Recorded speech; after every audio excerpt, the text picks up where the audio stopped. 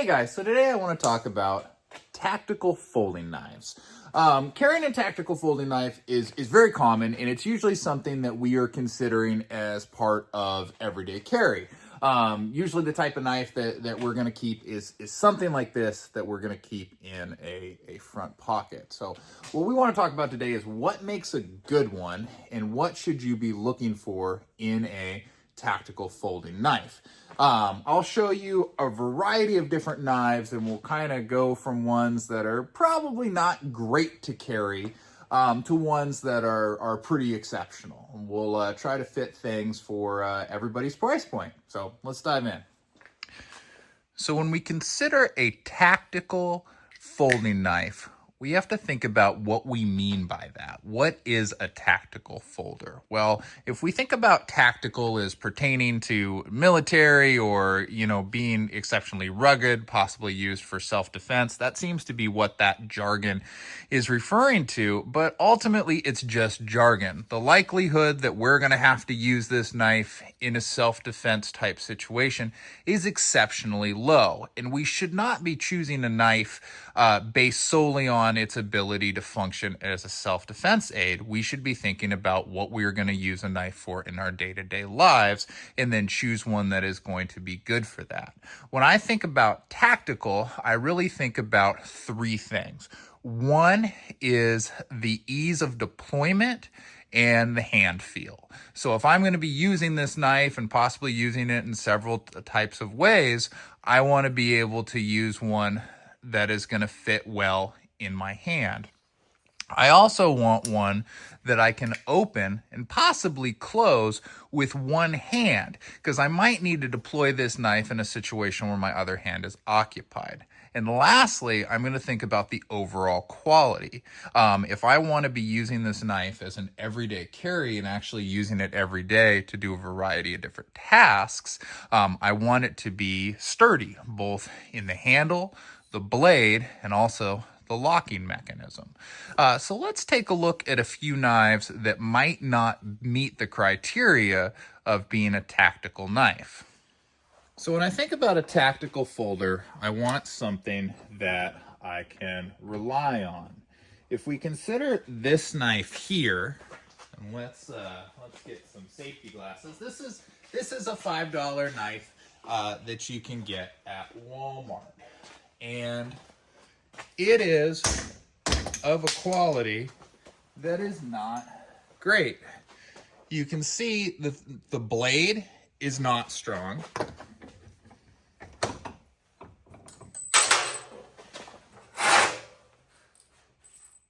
We can also see that the lock in the handle is going to be similarly weak.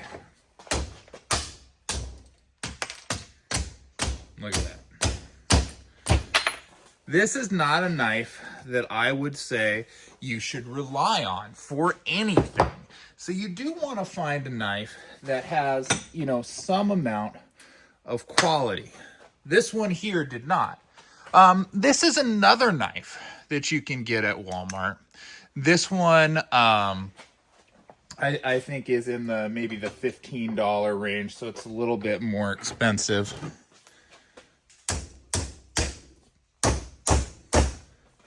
And you can see the lock and the handle are quite a bit more sturdy.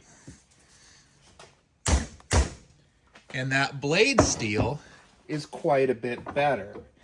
So it's something that, doing the research on the knives is very, is very worthwhile, very important. I don't think this is a great knife, but this one here, this is one that's an offshoot of like mossy oak, I believe. It's not bad. This is another one that, we were doing some, kind of some stab testing, and we broke the tip on. So these are some things to consider, because right now I'm in the shop. I got safety glasses. I got these different things. But if the knife were to fail while you're using it, that could be very dangerous. We often don't think of knives as tools that require safety equipment. And if you think about your blade breaking or the tip breaking off, that could easily find its way, you know, somewhere you don't want it, or hit you in the face or in the eye. So it's very important to not have a knife in your pocket that's just going to fall apart when you try to use it. So one thing that I don't want to talk about in this video is blade types. There's many different types of blades. This is actually my tactical folding knife. You can see it's pretty well loved. And this is that Tonto blade. This is the Recon 1 by Cold Steel. I like the Tonto blade because I find myself doing a lot of prying and lifting with the knife, and that plays in well to that. I also like a half serrated blade because I often have to cut PVC pipe and different things like that, so having access to a little saw I find pretty useful. I also like that I can use the knife with one edge here, or I can use the knife more traditionally here. It's also got a decent tip, which you can see I've put to use. This one is probably getting time for a sharpening there, but this is a great knife. This is one that I like to carry.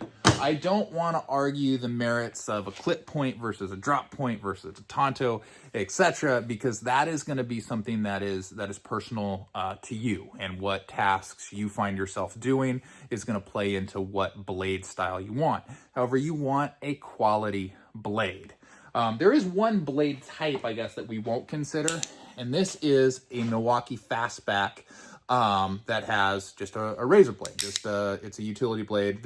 What's nice about these is you can open and close them one-handed like that, and the blade functions as like a seatbelt cutter there, or rope cutter, or whatever. The reason we don't want to consider those is these are not tactical knives. I think a tactical knife, built into that is a ruggedness and a duty quality where you could use this for a variety of tasks and really put it through some paces and keep the blade intact. That's something you can't do with a razor blade, with a utility knife. In fact, your blade's going to wear out so much they give you a spot to hold other blades. But we will start considering Milwaukee. Milwaukee does make this in a variety of styles. So here is a Ridgeback, I believe. This is the camo one that has this blade. You can see I've bent the tip a little bit. I am pretty hard on knives a lot of the time. So on this this Fastback here, one of the things that I do like about it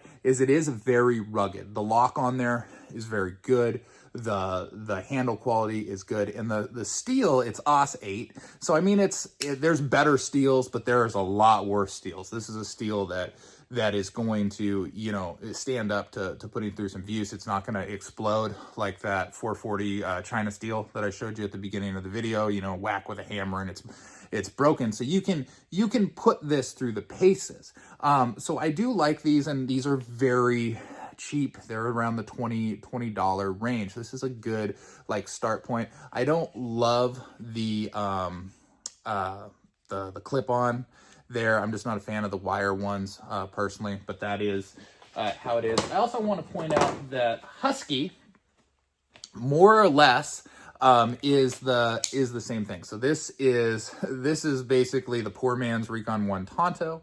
The grip isn't as ergonomic as the Cold Steel one, but this is an AUS 8. It's got kind of a combination Tonto clip point blade there. And it's a quality lock. It's quality one. It's around $20. So those are ones that I would say you're like entry level tactical folder you could get at Home Depot, and this is going to do very good for you. This is going to stand up to most things that you throw at it. So from there, let's consider one that I see being around, being very, very popular with the hipster community. So if you subscribe to this channel or channels like it, or you watch a lot of knife videos, chances are you have seen these pop up in your feed from time to time. This is from a company that's called Dijo, and they make what I consider to be the hipster tactical folder. Looks like this. These look cool. They have, you know, this kind of blade tattooing. This one's a skull there. They have an okay lock. Here's another one that has like a little nautical theme there. Let's see if we can see that a little bit better. These are knives that are okay.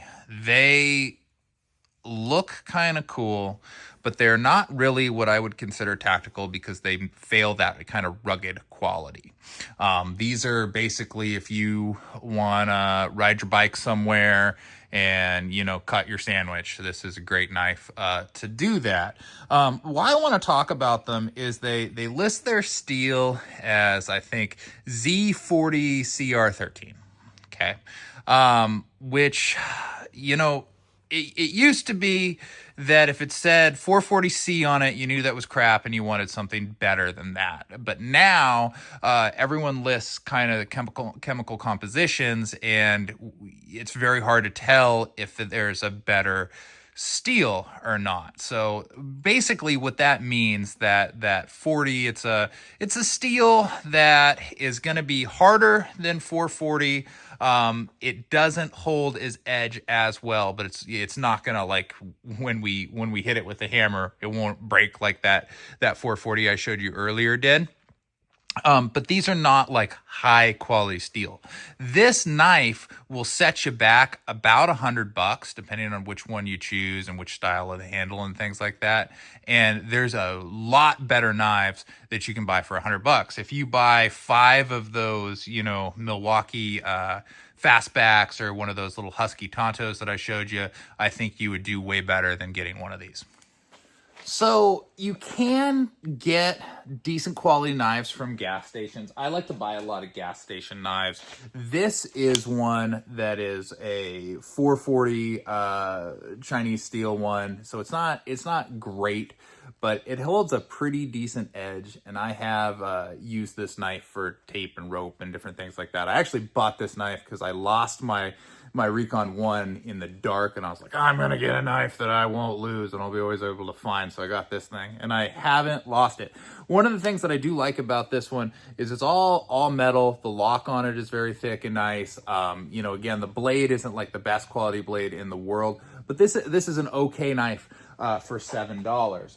And one of the things I would say about it is it's not trying to be anything else, right? Be wary of a knife that looks like this that you get from a gas station that is emulating a Spyderco, which is a much better quality knife.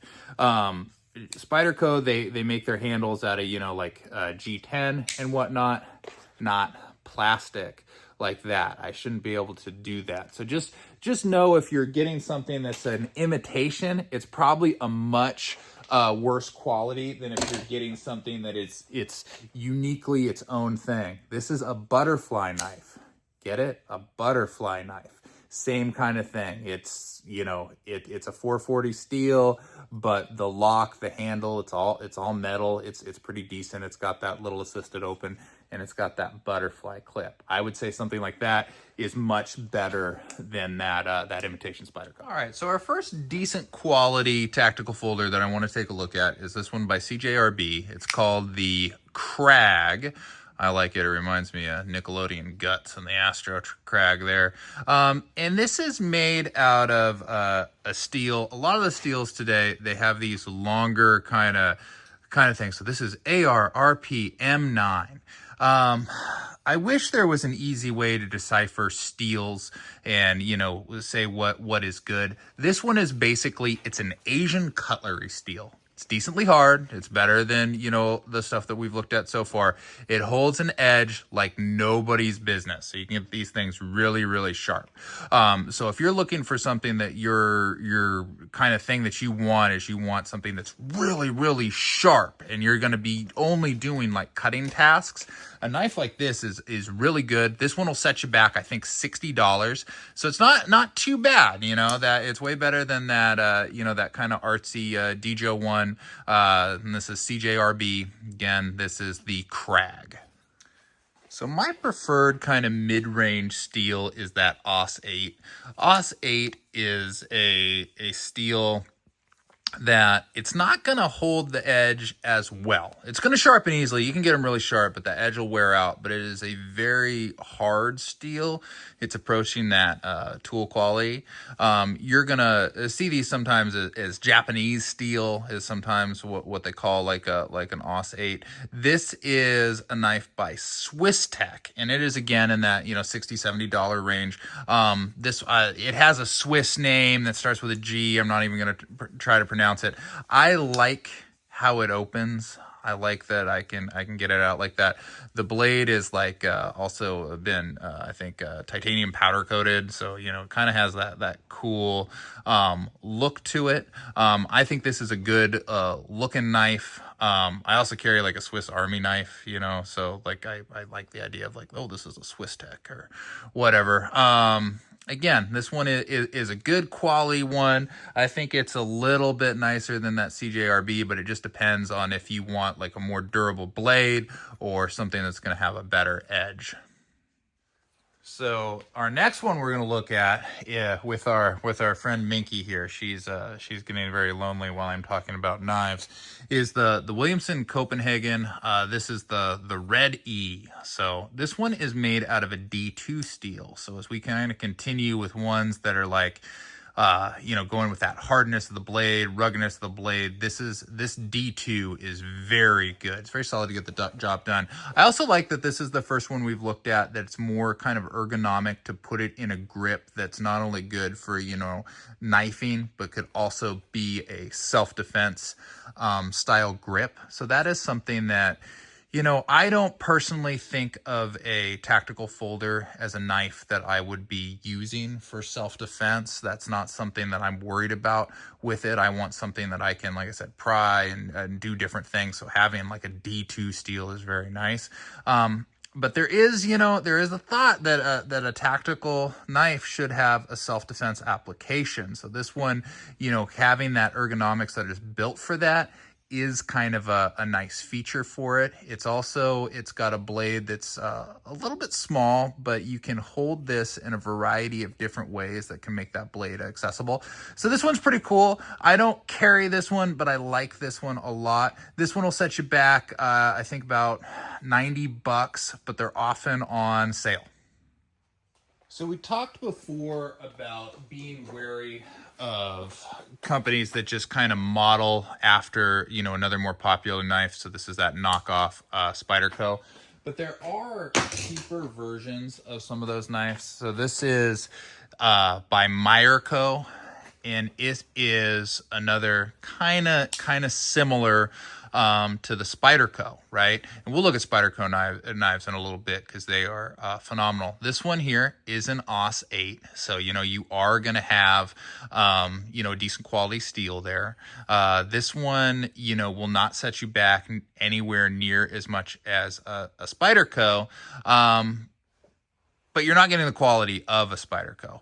This is, however, a G10, so I'm not breaking that with my fingers like I did on the other one.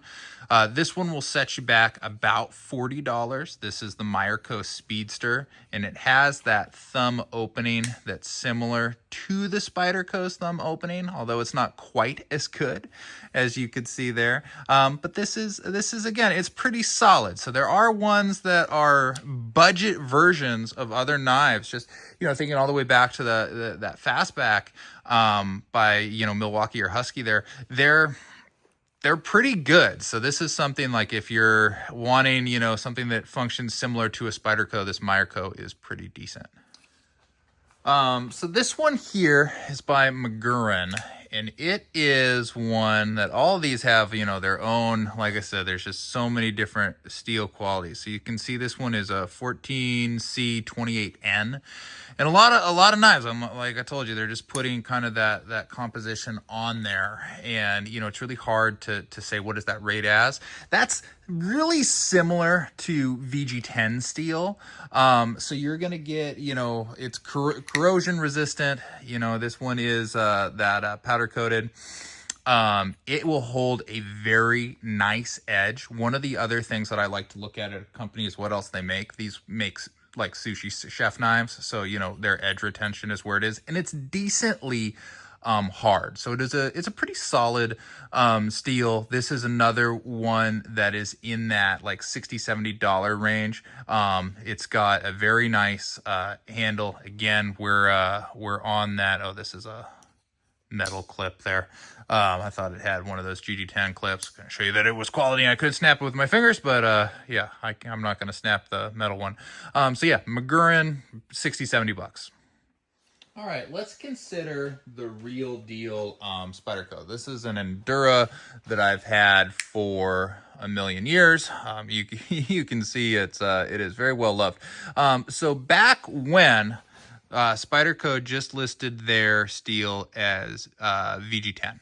Okay, and this is a good quality steel. VG10 is one that it's it's like all around. It's resistant to corrosion and rust. It's gonna sharpen well. It's gonna hold an edge well. It's decently strong. A good all arounder. I think Spyderco, and especially the serrations on Spyderco, I think they have some of the best serrations that you can get. It's also one that, the ergonomics and whatnot is also very good at knife stuff. Newer Spyderco actually lists their steel as, let's see here, 8CR 13 MOV, and you can see that they've added that little logo. Again, ergonomics are there. It's a very, very good knife for self-defense stuff. The steel quality, they've went with something that's a little bit more durable, so approaching more of that tool steel quality. It'll still hold an edge very, very well, but it will wear out a little bit faster than some of their older knives. But I think it's a good trade-off that they made there. Their thumb opening, I think, is very, very nice, very easy. Their lock is great. These are very solid quality knives. Problem is either of these knives that I just showed you are in that $150 or $160, $75 range. So they are an expensive knife. So it's a commitment to your EDC to go with Spidey here. So the Spyderco knife that I just showed you there, very good quality steel. It is one that, has good marks for edge retention, hardness, corrosion resistance, and everything, but it's not like great at all those things. It is very good, but it is not excellent. The Cold Steel Recon 1 Tonto, this is an S35 VN steel. This is a very good steel. So it has excellent edge retention, excellent durability. Like I said, I beat the shit out of this knife a lot, and it keeps on ticking. It holds a great edge there. Sharpens very, very easily. It is a wonderful knife. Now, the problem with this knife is it is 180 bucks. So if you are going to, commit to something high quality for your EDC, if you're in a position to do that, I think this is a great one. Again, Cold Steel has a variety of grips and blade styles that can kind of meet different demands. So this is the one I carry, but it is like I said, it is a little bit on the pricier side. That is downfall. Ergonomically, it's very, very nice. It can do the self-defense stuff that we talked about, but it can also do the abuse and the tool. Like I said, I love that little serrations there. The serrations on the Spyderco are better, I will say that, but these ones on the Recon 1 are very good. So can a knife be too big? I would say the answer is no, and we'll look at the Cold Steel Tylite as an example here. This is a very big knife, and this actually was what I would carry for my tactical folder prior to carrying the Recon 1. However, what I found is this knife does not excel at a lot of the tasks that I need it to, even though it is a very high quality blade, high quality steel, and a great knife, but it's really designed for stabbing, and stabbing is not something that I found myself really needing to do.